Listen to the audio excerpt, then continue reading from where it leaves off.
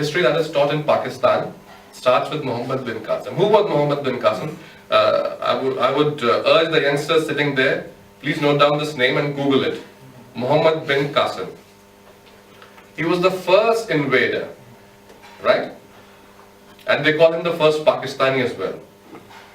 In certain ways, they're right.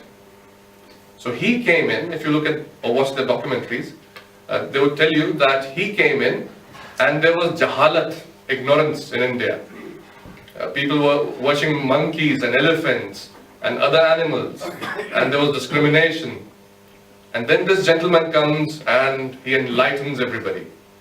They don't say how many people he killed, but the term they use is enlightenment. So he comes and enlightens these people and relieves them of all this ignorance. So that is how the history of Pakistan starts. Now my question to them was, or still is, what happened before that? Well, that's where we start. I said, oh, hang on. You have a history beyond that. You don't tell your kids or your scholars don't write about them. Oh, no, we don't. We start from here. Where is the problem with this thinking? History is something that has happened. You cannot choose your history. How can you be selective about history? Future, of course you can choose your future. Right? I have to go this way, not that way. But how can you be selective about your history? So this is the ground where they falter. That they are selective about history. Right? Now, Pakistan, Bangladesh and Afghanistan, these are essentially not the land of Muslims, but these are lands for Muslims. Understand the difference? ये मुसलमानों की ज़मीन नहीं है, ये उनके लिए बनाई गई है ये ज़मीन. क्योंकि वो जितना पीछे जाते हैं, जितना खोदेंगे, उसमें से उनको हिंदुस्तान, भारत ये मिलता जाएगा. Now, what is this imperialistic mindset? You have to understand that as well. Why are we discussing this? Because you need to understand the problem and only the solution will come. For them, I'll give you an analogy. For them, Pakistan, Bangladesh, Afghanistan, and these Muslim countries are like fixed deposits. They have claimed these countries, they have won these countries. Bank में होता है ना, fixed deposit कर दिया, अभी बढ़ता जाएगा. तो ये fixed deposit हो गया. India is a current account.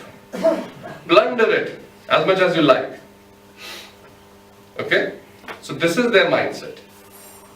Now, you will have seen several initiatives. People who watch news or read newspapers, you will find there are several sensible people in Pakistan also, right? Who are trying to shake hands with India, talk about peace. But these talks, at the end of the day, why do they fail? Or why don't they surface in the mainstream discourse? Why is that not happening?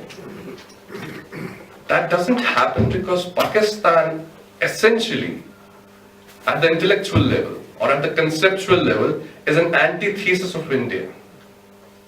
If they shake hands with us, they become our friends, they become Indians. That is the problem. So if they continue to hate us, if they continue to find reasons to hate us, they'll stick to the idea of Pakistan.